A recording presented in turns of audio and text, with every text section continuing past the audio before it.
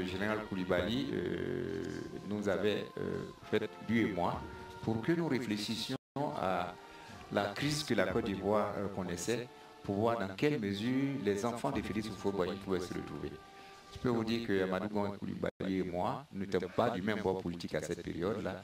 Nous avons travaillé en parfaite harmonie pour pouvoir réfléchir à ce qui va devenir bien plus tard, des années plus tard, le rassemblement des lymphocytes pour la démocratie et la paix. Voilà, c'était la mise en place de la dépouille de l'ex-premier ministre ivoirien Amadou Gon Koulibaly, dépouille portée par des officiers et supérieurs de l'armée de Côte d'Ivoire.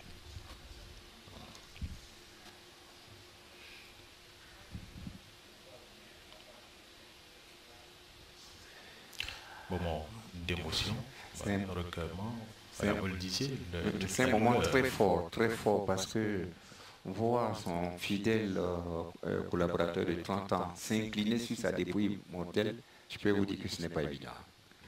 C'est pour ça que nous disons, il y a au président de la République, vous voyez bien l'image là de son épouse, de l'émotion dans l'air. Et ça, c'est pas du tout évident. Comment aurions-nous pu imaginer que l'homme qui avait surmonté avec courage les épreuves imposées par son corps, l'homme qui avait reçu l'avis favorable de ses médecins pour rentrer et reprendre ses activités, l'homme qui arrivait tout juste sur le sol qu'il chérissait tant, comment aurions-nous pu imaginer un seul instant que cet homme-là allait nous laisser orphelins et désemparés face à sa disparition si soudaine? Ce mercredi 8 juillet 2020, son Excellence Amadou Gon Koulibaly est parti comme il a vécu, avec le courage et l'humilité sans borne de ceux qui servent et n'aspirent à rien, de ceux qui n'ont d'autre but que d'accomplir, sans faillir, le rôle que la patrie et le destin ont déterminé pour eux. Le héros est celui qui fait non toujours ce qu'il veut, mais jusqu'au bout ce qu'il peut. Et il a véritablement donné, pour nous et pour la Côte d'Ivoire, le meilleur de lui-même, jusqu'à son dernier souffle, dont nul autour de cette table du Conseil des ministres n'a hélas senti les moindres prémices. Excellence, Monsieur le Président de la République, je sais la douleur qui vous étreint. Je mesure l'immensité de l'affliction qui vous touche. Nous savons à quel point est terrible la perte de celui qui, tout au long de ces 3 dernières décennies, par sa détermination et sa loyauté, est devenu plus qu'un collaborateur, plus qu'un proche, plus qu'un confident, un véritable fils, aimé, choyé et respecté comme tel, mis à l'épreuve et encouragé comme il se doit.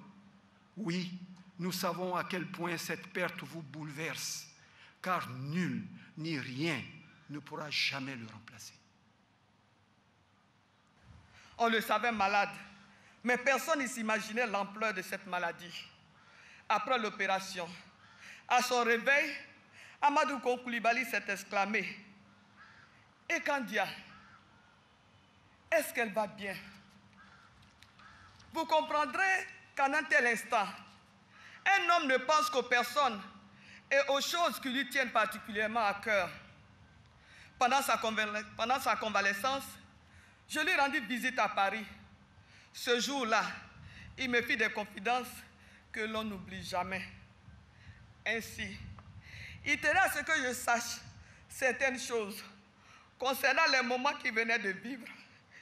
Il put se remémorer certains aspects qu'il me confia lui-même.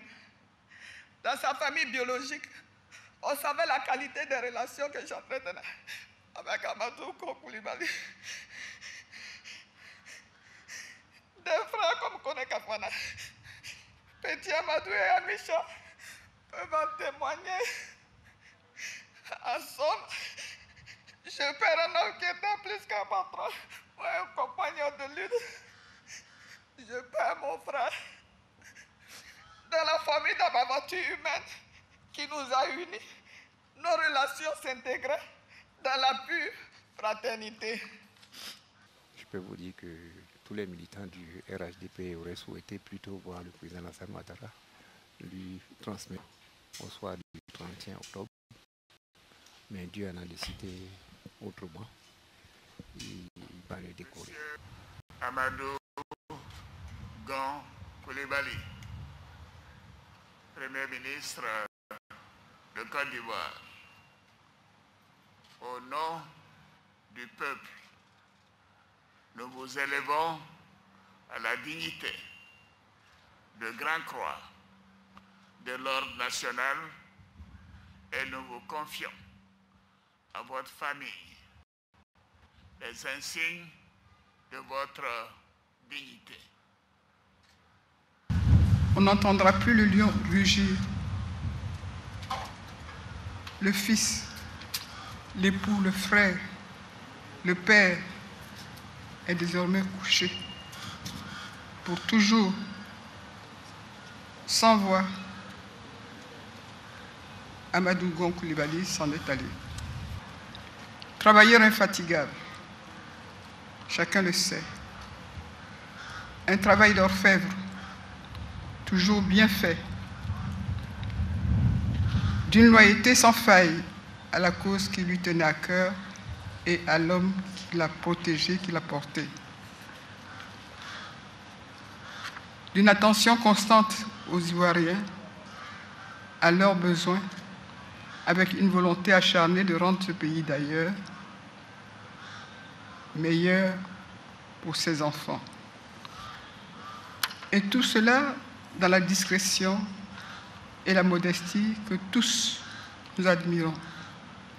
Mesdames et messieurs, à quelques mois d'une échéance importante, l'unanimité que nous observons autour d'Amadou, cette unanimité n'est-elle pas un signe pour rappeler à nos compatriotes, à nos leaders politiques, de tous horizons, que la paix dans laquelle nous vivons doit être considérée comme un bien commun à préserver. Je saisis cette triste occasion pour dire, chers Ivoiriens, chers frères et sœurs,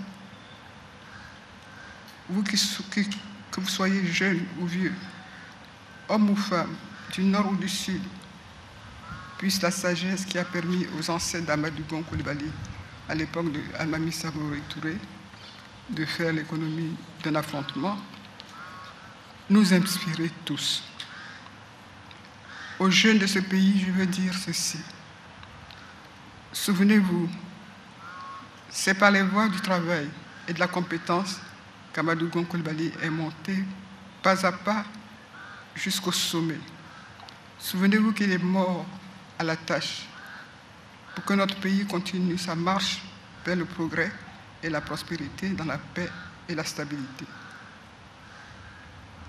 À présent, au nom du président de la République et de Madame Dominique Ouattara, au nom des présidents d'institutions, au nom de nos invités étrangers, du gouvernement, j'adresse nos condoléances à toute la famille Gon. D'une voix tremblante, cette veuve traduit sa douleur face à la disparition du Premier ministre Amadou Gon Coulibaly. Après le décès de son époux, Seydou Lakota, ami et compagnon de lutte du père du Premier ministre, sa famille dépendait entièrement du chef du gouvernement. On nous a toujours dit, vraiment maman, mon père est décédé, mais moi je suis là. Il s'est vraiment occupé de nos enfants. La dernière qui est Toupé, vraiment, Amadou a fait tout ce qu'il pouvait pour cette dernière, mais Dieu n'a pas voulu. Il a mis jusqu'à 13 millions pour s'occuper de sa santé, mais elle n'a pas survécu.